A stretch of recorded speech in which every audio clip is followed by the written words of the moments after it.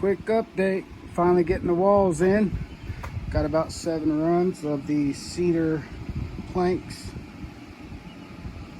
Slowly but surely, makes some progress.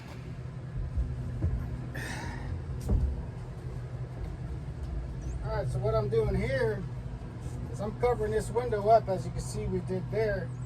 But I'm taking this Frost King thermal barrier, just sticking it straight to the window. I'm going to clean it, and then I'm going to stick my wool down in here. As you can see, I got it crammed down in here. And then I still have plenty of windows, 2 there, 2 there, 2 there. So I got windows on each side, and I got my overheads. Not a big fan of these. This was originally a cargo van that had no windows, and they just let a lot of heat and a lot of cold in. So I'm going to clean them up before I cover them up, and then I'll show you the end result here in just a second. And as you can see, that stuff sticks straight to the glass, and I tucked it up inside there, so it's a real good seam. Now remember, on the outside I'm going to be covering it with perforated white vinyl, but even still, I mean, you can see through it, but otherwise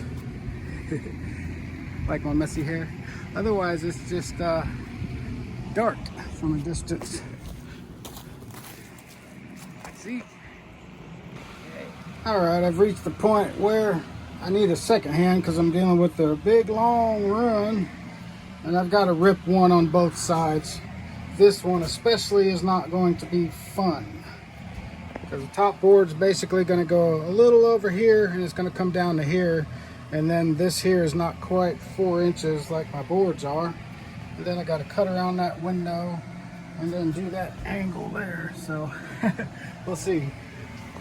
All right, probably gonna get rained out tonight and tomorrow, but as you see, I got this real nice sanded plywood here, and these are for the door panels, and also driver roof there.